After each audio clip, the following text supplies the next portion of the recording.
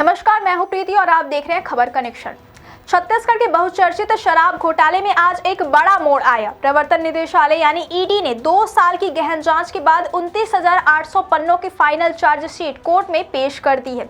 इस चार्जशीट में कुल 81 लोगों को आरोपी बनाया गया है। 2 साल की लंबी जांच और व्यापक सबूतों के बाद यह चार्जशीट सुप्रीम कोर्ट द्वारा तय समय सीमा के अंदर दाखिल की गई है।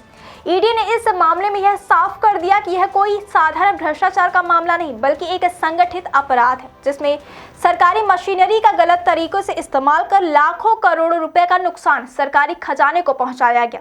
चार्जशीट के मुताबिक इस शराब घोटाले में लगभग 2,800 करोड़ रुपए का भ्रष्टाचार हुआ। ईडी का कहना है कि पूरा मामला एक बड़े सिंडिकेट के इर्द गिर्द घूमता था। इस सिंडिकेट में businessman Anwar Dhebar, retired IAS officer Anil Tuteja, ITS officer Arunpati Tripathi और पूर्व मुख्यमंत्री की डिप्टी सेक्रेटरी सौम्या चौरसिया ने अहम भूमिका निभाई। जांच एजेंसी का आरोप है कि इस सिंडिकेट ने शराब घोटाले के लिए राज्य के 15 अहम जिलों की पहचान की थी और भ्रष्टाचार की योजना को सफल बनाने के लिए अधिकारियों की नियुक्तियां और पोस्टिंग भी अपनी मर्जी के मुताबिक की गई थी। चार्जशीट में कुल 81 लोगों के नाम शामिल हैं, जिनमें 22 गिरफ्तार अधिकारी, बिजनेसमैन और नेताओं को आरोपी बनाया गया है। ईडी का दावा है कि एक पैरेलल सिस्टम एक्साइज डिपार्टमेंट के अंदर अवैध पैसे वसूलने के लिए बनाया गया था, जिससे घोटाले को आसानी से अंजाम दिया जा सके। एजेंसी ने अपने सबूतों और गवाहों की गवाही के आधार पर आरोपियों के खिलाफ ट्रायल शुरू करने की प्रक्रिया शुरू कर दी है।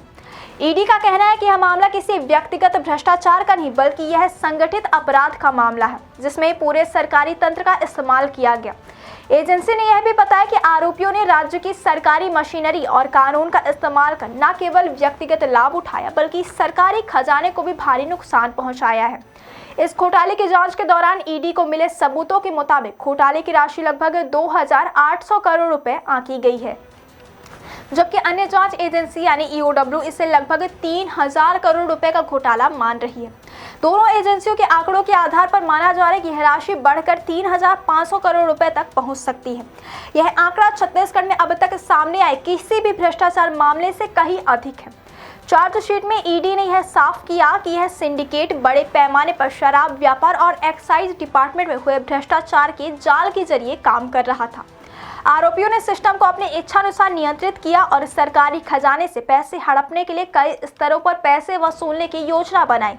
एजेंसी के मुताबिक इसमें सिर्फ अधिकारियों और नेताओं ही शामिल नहीं थे बल्कि बिजनेसमैन और ठेकेदार भी इस घोटाले का हिस्सा थे।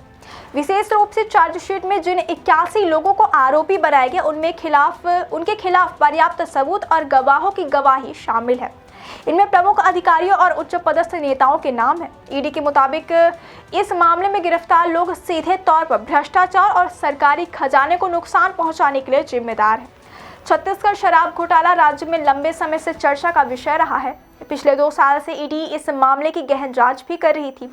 जांच के दौरान एजेंसी ने आरोपियों के बैंक अकाउंट, लेन-देन, सरकारी दस्तावेज और गवाहों के बयान एकत्रित किए।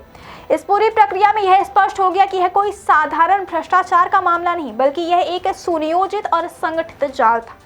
अब फाइनल चार्जशीट दाखिल होने के साथ ही आरोपियों के खिलाफ कानूनी कार्यवाही और ट्रायल शुरू हो जाएगा। कोर्ट में सबूत और गवाह पेश किए जाएंगे और आरोपियों को अपने खिलाफ लगे आरोपों का सामना करना होगा।